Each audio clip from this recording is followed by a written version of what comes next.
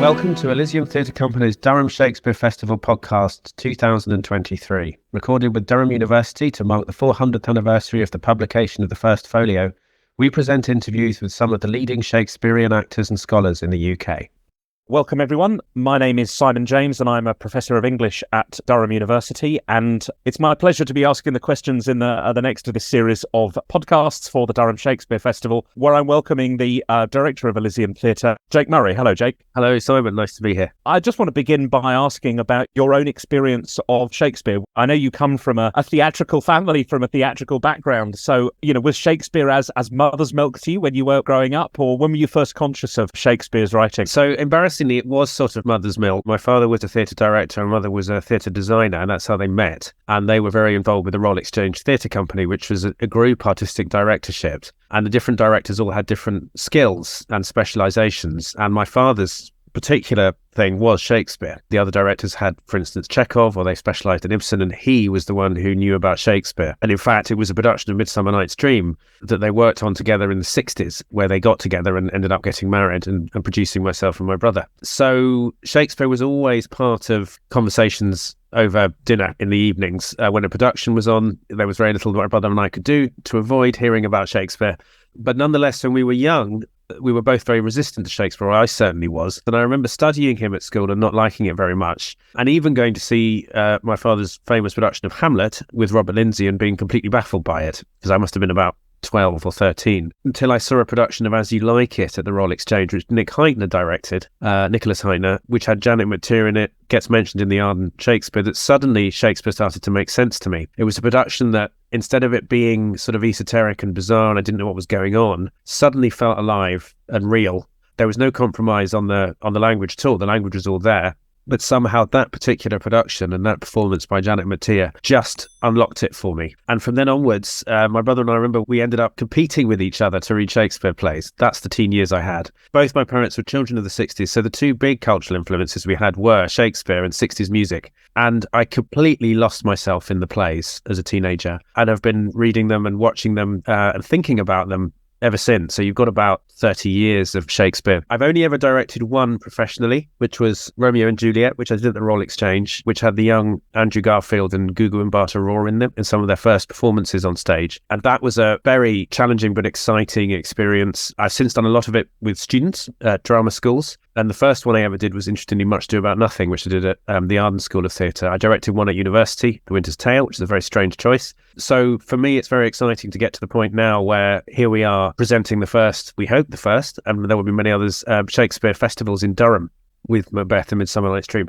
So it's a long journey, but fantastic to finally be doing it. Goodness me, that's quite the inheritance. I think that reminds me, James Joyce, or at least maybe Stephen in Joyce's Ulysses, suggests that rivalry between brothers is the great theme that runs through all of Shakespeare's plays. At least Joyce, at least in the persona of Stephen, thinks that this is what binds all of Shakespeare together. So it's interesting to hear that in your own relationship to Shakespeare. So the festival I'll come back to at the moment, but given what I do for a living, you just mentioned studying Shakespeare there, and one of the roles that I hold at Durham University is Honorary President of Student Theatre. Did you direct any Shakespeare or act in any Shakespeare? Did you study Shakespeare as part of your degree? Because sometimes creatives say that a degree helps them with a creative career like yours, or some will say that actually it inhibits it. So I wonder if you could reflect on that for a moment. So the first time I ever acted was a production of Macbeth, funnily enough, where I played Angus. Aha. And I did it at secondary school, and I hated the experience. I felt uncomfortable on stage, and I didn't really know what I was supposed to be doing when I wasn't talking. And it was kind of then that I realised that acting wasn't really what I wanted to do. What I was interested in was the whole world of a play. And I didn't like speaking someone else's words. And I also didn't like performing. I fundamentally didn't like performing. So I was much happier in the wings, off stage, creating the universe of the play. And what really interested me was the relationships between the characters rather than just what one character was doing. I studied several Shakespeare plays at school. I did Richard II, The Tempest, which were, again, slightly out of the reach of the experience of a 16, 17, 18-year-old maybe. I also did The Merchant of Venice, which obsessed me because I had a Jewish father and a mother of a Catholic background. So that play, The Merchant of Venice, is a play which always has felt like two sides of my brain talking to each other. and a play that I long to do, but I'm also quite scared of doing because people have such a complicated relationship to it. And also Henry IV Part 1, which I still remember vividly, not least because now that I live up in the northeast, a whole chunk of it is set up here. Because, of course, that deals with the Percy Rebellion, or one of the Percy Rebellions against King Henry. So an odd feature of Shakespeare's plays is that Northumberland features quite a lot. All the other regional parts of Britain, you have Northumberland in Macbeth, that's where Malcolm hides and gathers his army. You also have the Percys in Richard II and both Henry IV plays being very important, which can't help me wonder if Shakespeare ever came to Northumberland. When I got to university, as I say, I'd already had this immersive relationship with Shakespeare. I also studied the late plays. I remember to get into university, for some reason, I did a whole thesis on the 4 late plays of Shakespeare. So when I got to university, I'd already spent ages kind of swimming around in it. I had a brilliant tutor who's doing one of these podcasts as well. He's gone on to become a leading scholar and was once attached to the Globe and has written a lot of wonderful books. And she was extremely supportive and nourishing about everything that I wrote. I think I did something on the comedies, something on the tragedies. I did something on Measure for Measure, which is another one of the plays that I've always wanted to do. I didn't find that the degree got in the way at all. The degree helped, but so did coming from a theatre background, because you approach the plays as living, breathing things rather than sort of machine code. So the notion of it being ambiguous and exciting and dramatic and on visual and stage also informed how deep you went into what the thoughts and the ideas and the emotions were. That's very good to hear. That's very encouraging to hear. So from your experience of acting at school then, you're a director that's always been a director. You haven't done other things such as, acting first.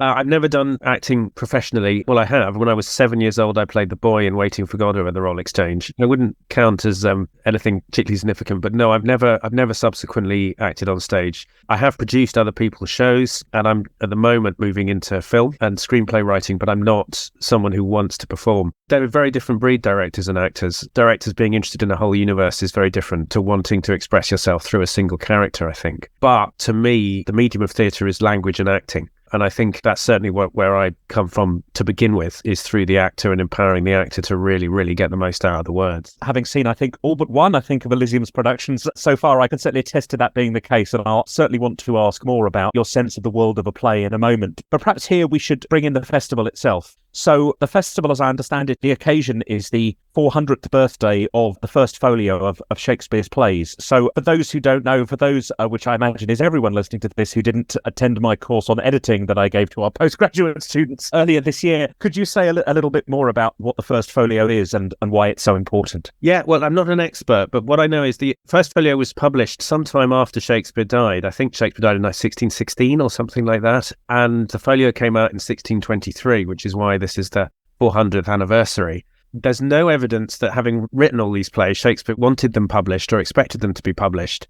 But a group of the acting troupe, a number of the acting troupe, and also a fellow playwright, Ben Jonson, and I can't remember who else was involved, felt that it was important to present his plays in folio form. In other words, come up with a definitive text in a single volume, possibly because there were so many different versions of the play circulating at the time. You had corrupt copies, you had prompt copies, you had copies which were borrowed from actors who played specific parts, so their lines were fantastic and everything else was a little shady, and there were rewritten versions. And quite clearly, these actors and Ben Jonson and others felt that Shakespeare needed to be held in posterity in some way. It's rather like, I imagine, the decision to write some Gospels. Everyone was arguing about what was being said, so let's write down the definitive account. The fact that the 4 definitive accounts didn't all agree made them all slightly more controversial, but that was the goal, was to say, look, there was this great playwright, these are his great plays, here they are in one volume, so that history will know what they should be. That's the most I know about them. There was also the second folio, and I think there were possibly even others, and lots of the editions that we have now, the Arden editions, the Penguin editions, are assembled out of the different folios and other versions that people have got. So there is no one definitive copy of any of the plays in that sense. Still debate and controversy as to where commas go, what characters are called, how you spell characters' names,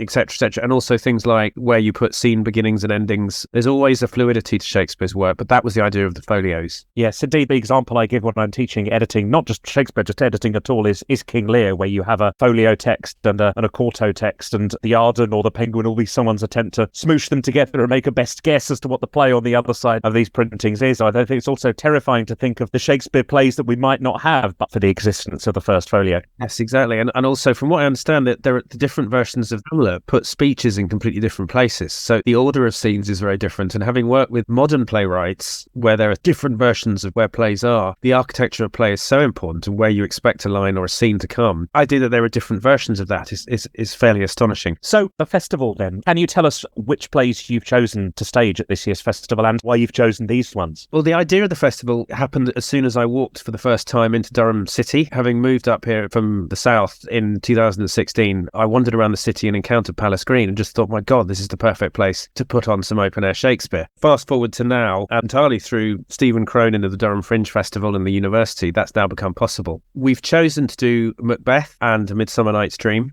which are two of the most famous and popular Shakespeares, in part because they're two of the most famous and popular Shakespeares, and it felt that if we were going to launch a project, and our hope is that this is the first of many Shakespeare seasons, and that it grows and grows, and more companies become involved, and more people become involved, and the city becomes involved, and more events happen, you needed to break down the door with two that everybody definitely wants to come and see. I've wanted to do Macbeth for ages, and one of the ways in which Elysium works is with an ensemble of actors. And so I founded the company with Hannah Ennis-Ryle and Danny Solomon. You've been following us from the beginning, but you see that we use actors over and over again in different combinations. We add people to the company. And part of the point that was to get back to how Shakespeare did it, for instance, because Shakespeare always had a standing company of actors whose skills he knew, and he either wanted to get the best out of their skills or push them onto new ground. So we choose our plays with our main actors in mind. And Danny and Hannah have just recently played opposite each other in several shows, particularly Hello and Goodbye and A Doll's House, where they played husband and wife. There's no point in doing Macbeth unless you know who your Macbeth and Lady Macbeth are going to be. It seemed obvious that of all the Shakespeares, that was the one that the two of them could be at the heart of, and it meant that the core of it was going to be powerful. The second play, A Midsummer Night's Dream, is directed by our first guest director, Dan Bradford. Up until now, I've directed everything, and we gave him complete freedom to choose a comedy, except for Measure for Measure, because I wanted to do that. And also, Measure for Measure isn't famous for its family-friendly laughs. Dan read all of them, As You Like It, Much Ado About Nothing, Twelfth Night, and eventually settled on A Midsummer Night's Dream. And the two plays go very well together. There's a lot of things in common. They have huge amount of supernatural presence in them. You've got all the fairies and the magic in Midsummer Night's Dream, and you've got all the kind of witches. And it's 13 actors in both shows. So it's through cast. So it's going to be slightly insane and a very, very fraught rehearsal process as we try and get these two amazing plays on with only 13 actors. But it also has the potential to be really exciting. And it's taking acting and theatre back to its roots, which is actors, directors mucking in, being creative, making decisions quickly. We're also very pleased that a huge contingent of the company is from up here. We've got 3 Durham-based actors. We've got a lot of actors from all over the rest of the Northeast. So it's really very much about Elysium truly becoming a Northeastern theatre company, and also putting something in the heart of Durham County itself. And we really want the county to feel that this is something that belongs to them. That's very good to hear. I mean, it's been a hallmark of Elysium's work that canonical or classic plays have been staged, but with Northeastern voices, with Northeastern accents in the cast. I mean, you mentioned the Percies earlier, and it's long been a tradition for Hotspur and Henry IV Part 1 to be played with a Geordie accent. But can we expect to hear more Northeastern accents in the parts across these two plays? Absolutely. And one of the lovely things that happened when we were auditioning was a number of Durham-based actors were coming in saying, nothing like this happens. We don't get a chance to do Shakespeare. This is our chance to really do this. This is fantastic. And we're very proud we have one actor from Crook, one actor from Consett, and one from Bishop Auckland. So it really is from the heartlands of the county. So to be able to have these 3 wonderful actors in the show is really special for us. Oh, that's great. And Elysium is not just bringing these plays to the city. You're going around. I won't put you on the spot by asking you to name everywhere, but perhaps you can say a bit about. So it's very much as your company, your troupe of actors will, as indeed in Shakespeare's time, will be moving around as well. Yes, so we start at Usher House. Our first performance will be at Usher House on the 8th of July. We did a show in Usher House last year, Riva, which was very successful in their incredibly atmospheric Victorian sort of faux Elizabethan lecture hall, which will be amazingly atmospheric from Macbeth. We then perform for 2 weeks at the Assembly Rooms, Macbeth for 1 week, and then Midsummer Night's Dream will open after that. And then we're doing a special Midsummer Night's Dream performance at Bishop Auckland Town Hall. And then we finish as part of the Durham Fringe Festival on Palace Green itself in a tent with the cathedral, the castle, which is where I got married in the castle, as the kind of backdrop and the surrounding area. So yes, it's not just the city. And ultimately, if the Shakespeare Festival grows, we we'd love to be able to take theatre, the Shakespeare, to all corners of the county. Take it up to concert, take it over to Barnard Castle, take it to people who normally wouldn't get a chance to see it, all of that kind of stuff. And also increasingly involve Durham people. We're talking at the moment to castle players over in Barnard Castle, for instance. We're getting various students and schools involved. Maybe the day will come when we tour the whole of the county. That's fantastic. What an exciting prospect. That's great. So I'm going to ask a question now which rests on something that I don't actually believe, but I think for the sake of asking the question, what would you say to someone that asks you, why more Shakespeare? Do we need more productions of these particular texts that have been staged hundreds, indeed thousands of times? I know you'll have a good answer to this. So what would your response be? There's a lot of debate about this at the moment, because there's almost, what I'm sensing, and I may be wrong about this, is an anti-Shakespeare feeling at the moment in theatres that we should stop doing Shakespeare for all sorts of different reasons. That's not my view. It's a complicated thing that there's lots to answer here. First of all, actually Shakespeare is disappearing from our professional theatres. When I grew up as a young man in the 70s and the 80s, particularly in the 80s, which are the formative years when I went to see a lot of theatre, there were regional theatres all across the country and Shakespeare was being done everywhere. The RSC was a pillar of the entire cultural landscape of Britain. You had powerhouse seasons in Stratford, but you also had powerhouse seasons down in the Barbican. The Royal Exchange, Leeds Playhouse, as Westwich Playhouse as it was, Sheffield Crucible, everybody was producing Shakespeare. Even smaller theatres like the Wolsey Theatre in Ipswich were doing them. Now, Shakespeare only really gets done at the Globe and at the RSC. Most flagship regional theatres do not have the ability to put them on. So the tide is going out on our ability to do Shakespeare and to see professional actors perform it. So in actual fact, the decision as to whether we shouldn't be doing Shakespeare or not is kind of being taken for us. To me, this is not a good thing for several reasons. One, Shakespeare is something that unites us, and not just on a nationalistic level. The interesting thing is there's a lot of debate in the UK as to whether we should be doing Shakespeare, this awful white, supremacist, patriarchal, etc., etc. Shakespeare's performed all across the planet in a lot of the countries where you would have thought the patriarchal, white, supremacist, racist, etc. figures wouldn't be popular. He's actually a playwright for the entire planet appreciates and is excited by, and reinterprets and makes their own. And in that sense, there's this fascinating experience that when you're reading a Shakespeare, you're going to see a Shakespeare, you're seeing something which millions of people throughout history have shared in some way, in which case you're plugging into it in the best sense. In other words, which is connected to everybody. So there is a thing about Shakespeare that brings people together. And I also think in this country, there is still a hunger to see Shakespeare. When I started out as a theatre director, and not just Shakespeare, but classics in general, when I started out as a theatre director, my first 2 decades of my life, classics were what everybody produced and new plays were quite rare. But what that meant, interestingly, was that the new plays, to justify being on stage, had to be of a certain quality and a certain universal appeal. So they often had a potency that could match a classic. In the 90s, which is when I started, the culture switched. And I think it switched at the time when things like Reservoir Dogs and Trainspotting were coming on. And it was felt that classics were not connecting to young people. And suddenly, new plays became the thing. And what's happened is a complete sea change whereby you're very hard pressed to find classics anywhere in the country, other than London sometimes. And that most things are now new.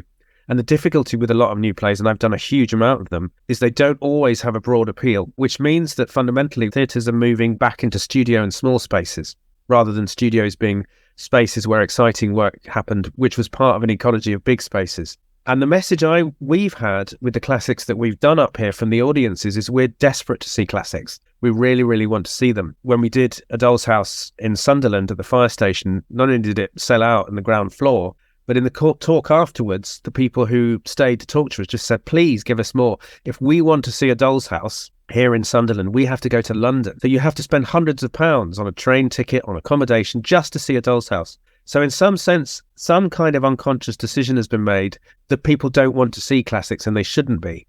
But classics are what people do want to see.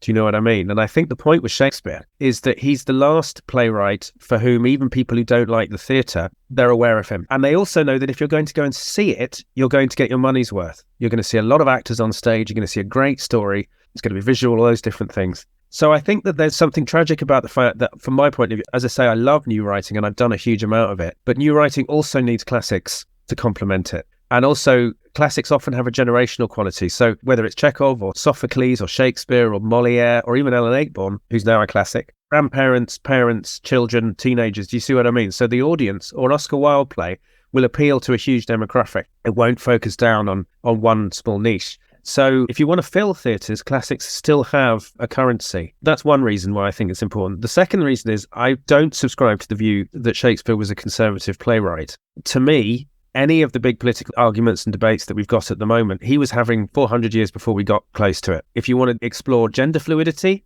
you've got Twelfth Night, you've got Two Gentlemen of Verona, you've got As You Like It. If you want to smash the patriarchy, you've got everything from King Lear to Hamlet. If you want to explore class, you've got the history plays, you've got Midsummer Night's Dream. Pretty much everything he was dealing with then, we're dealing with now, but we think we're doing it for the first time. I remember actually doing some Shakespeare workshops at the university with students, and we started to look at Twelfth Night. And I remember saying to the students, it's perhaps now that we can properly understand this play, because the fluidity, the centre of it, this issue of your appearance as gender and how gender fits with your identity, it's all in there. But perhaps because we're talking about it now, we can properly understand it. The idea that Shakespeare was misogynist, there's all sorts of misogyny in the plays, but he presents powerful, dynamic, sympathetic women who are often the forces for change in the plays that he's written. You talk about race. I discuss Merchant of Venice and Othello with Patterson Joseph in one of these podcasts. He was challenging issues of racism long before anybody else was, and dealing with mixed race relationships. Othello was banned. A black actor could not play Othello in South Africa during apartheid because obviously a black actor couldn't appear on stage with a white performer except under very special circumstances, and they certainly couldn't kiss a white woman. And apparently when John Carney, after the great black actor in South Africa, John Carney, kissed a white Desdemona on stage for the first time after apartheid came down, this was a massive moment. So the idea that a 400-year-old play could still be subversive in the most racist context suggests that there's more to Shakespeare than we perhaps think. So I don't subscribe to those things either. The last thing I will say is they are still fantastic stories, and he does deal with so many different issues. We're about to work on Macbeth. The thing that I'm finding astonishing about Macbeth is long before modern ideas of the unconscious and the subconscious mind, Shakespeare was dealing with that right then. The cyclical madness of Macbeth, the sea of the psyche that he gets lost in. The idea that you can do something horrific when your conscious mind says, I don't want to do it. The idea that you can be that divided against yourself is a very modern idea. So I'd still find myself, as I read the plays, challenged and excited and still finding insights. And also, I think it is wonderful storytelling. And that was one of the very first notes I was given on Shakespeare by both my parents. They each gave me a note when I was first doing the Winter's Tale. And I think they both thought it was going to be a disaster. And my father said, the great thing about Shakespeare, this is a very unfashionable view. The great thing about Shakespeare is that he was a genius and you have to lift yourself to his level rather than pull him down to yours. I think we've all seen productions where people pulled him down to their level. And my mother just said, even if you just tell the story, you will have a wonderful evening in the theatre.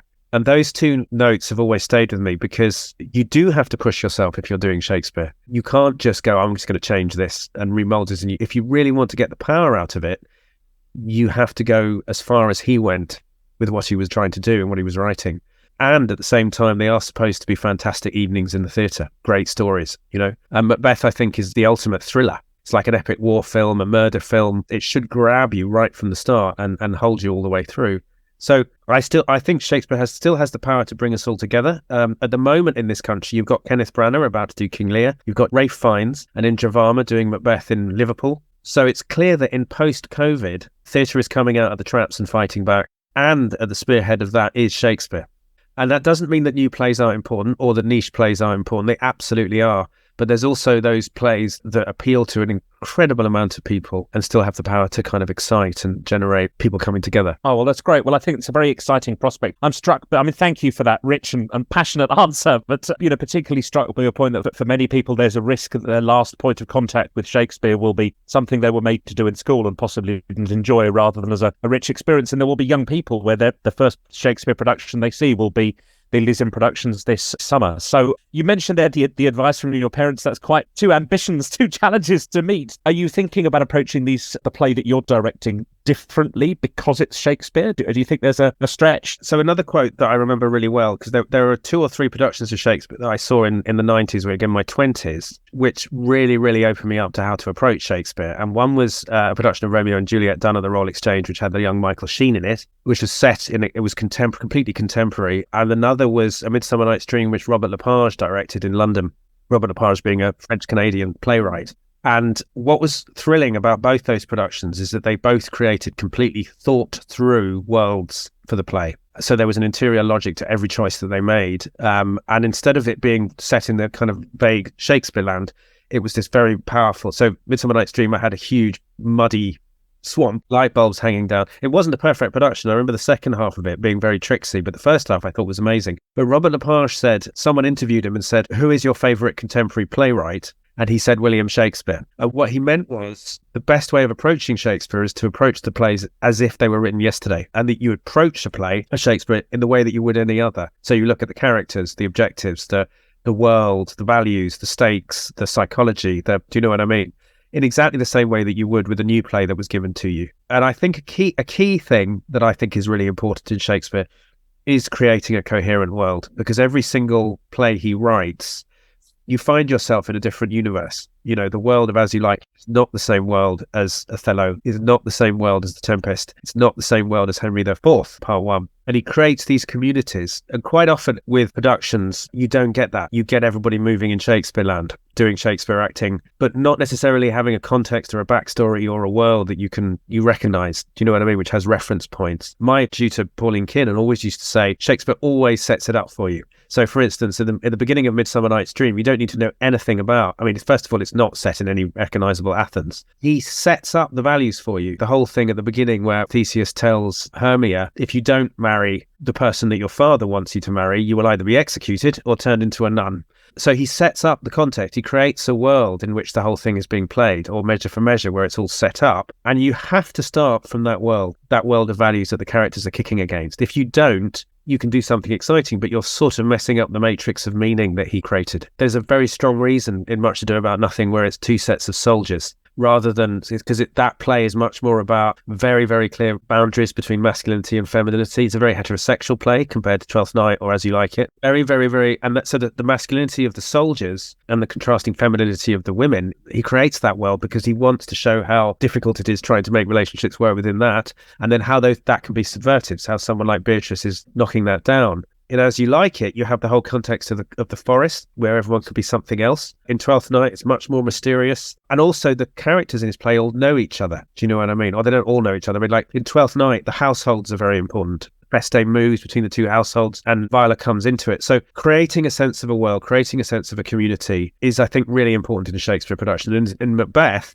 I'm very much wanting to take the world, the idea of a civil or a country or a dynasty, whatever you want to call it, which is still carving out its civilization, its right to exist, and thinking about what that does to you. So in other words, whoever is the king, that's crucial to the well-being of the entire country, not just a group of characters on a stage.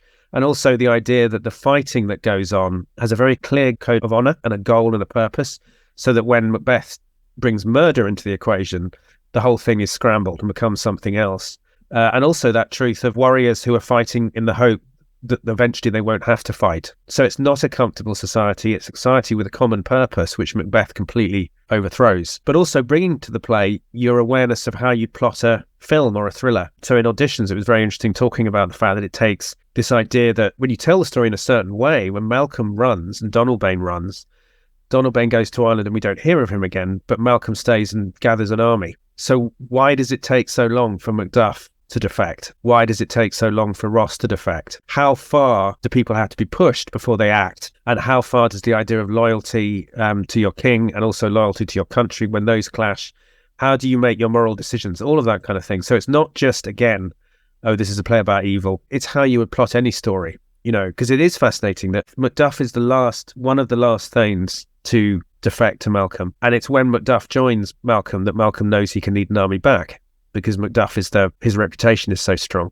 And then questions like, why is it significant that the Macbeths don't have children? That the one piece of backstory that we get from them is that there was a child and the child is dead for whatever reason, and they haven't been able to have another one. Whereas obviously for Banquo, he has Fleos. For Duncan, he has Malcolm and Donalbain. For Macduff, he has his own children and his pet chickens, and that they all get killed. And what does that do to Macduff? All these questions of family, of loyalty. And then there's the whole question of the witches, and I want to take them very seriously, because when Shakespeare wrote those plays, these things weren't regarded as silly or nonsense. So if you sit there going, well, the witches, they're just a metaphor for evil. If you really want to make it powerful in the same way that, if you're making a science fiction, you don't need to believe in the Force to make a Star Wars film, but you need to act it. So create that nightmare world of apparitions and demons and see what that does to it. And I very much want it to be an ensemble piece. Although I've got two fantastic actors at the heart of it playing the Macbeths, I don't want to see I don't want one of those productions where you have some really good stuff from those two and everybody else is just moving around the stage. I want it to have a feeling that the shock of what they do shatters everybody in the play. So I want to make it very alive, very contemporary. Very much want to, so the images surprise you and the power of it surprises you. It's a great anti-war play. It's a great anti-violence play. And at the same time, I want it to have its poetry and its spirituality. There was an interesting thing, a note I will give the actors on the first day, was a note I gave my actors when I did Romeo and Juliet, which is, we want a situation where at a certain point, the audience forget they've ever seen the play. When we did Romeo and Juliet, we were very aware that everybody walking into that room will have an idea of theatre, of this is what it's going to be. And I remember we knew that we had got the audience by the end of the first half, depending on how they reacted to the death of Tybalt and Mercutio. If they're shocked, then they'd forgotten. Most of the time, if you know those plays, if it's an average production, you're sitting there going, how long until the sword fight? I remember there was one performance where, so the Royal Exchange is in the round, there was a girl sitting in the front row on the first balcony with her family on either side. And they'd obviously taken her for a special occasion because she was obviously being made something of, whether it was her A-levels or she was 18 or something. And the moment where Tybalt died, I think, then we had, it was quite a bit of a moment. Faz Singate, who was in Playland and Jesus Up the A-Train, was my Tybalt. She jumped out of her seat and all her family jumped up at the same time. And it was a moment where obviously we had managed to get under people's skin and made them forget what was going to happen. So that's the goal. Whether we get there remains to be seen. Oh, well, that's great. Well, I can't wait to see how you do build the world of Macbeth. Just one last quick question then, if I may, just if you could say briefly what you would like your audiences to take away from these two plays at the festival this year. I think the biggest thing for me is to break down the idea that Shakespeare is elitist, that it all happens over there somehow, that it doesn't relate to your life. We forget that Shakespeare actually wrote for a predominantly illiterate audience, that the vast majority of his audiences back in that day couldn't read or write, and they stood to watch. He wasn't just writing for the aristocracy or the educated elites. They wanted these dramas to be grassroots. And I suppose we have a kind of underlying slogan for it, which is Shakespeare for all. And we hope people will come from all over Durham, from the communities that normally would not feel that they were welcome to Shakespeare. We have some very cheap tickets on offer. We want to take workshops out. Most of all, I want people to get excited by Shakespeare and to feel it's comprehensible and thrilling and fun and moving, so that the passion I had when I was a young man reading them for the first time, that it's unlocked, that the language suddenly makes sense to people. And you see what a fantastic folk playwright he was. Shakespeare was a folk playwright. And his genius was to be able to speak to the folk, but lift them to levels of thought and feeling an experience that tragically at the moment we think is only available to the very well educated. So that's what I want to find. I mean, you see his influence everywhere. I mean, the first 3 Star Wars films are purely Shakespearean in that you focus in on the central characters, which is essentially a family, which is always usually the case for Shakespeare. But behind it all, you have this cosmic war going on. And that last act of The Return of the Jedi, where on the Death Star you have basically a father and a son fighting each other with lightsabers, while through the window this enormous space battle is happening, that is pure Shakespeare. And that's the quality they should have. It's like great Spielberg movies where it's completely popular and yet you're really moved very deeply. It's that ability to be completely popular, but also to take you somewhere unforgettable. Wonderful stuff. That's great. Thanks for talking with me, Jake. Thank you. Thank you, Simon. That was Jake Murray, Artistic Director of Elysium, sharing with us his passion for Shakespeare. To find out more about the Durham Shakespeare Festival 2023, go to our website www.elysiumtc.co.uk.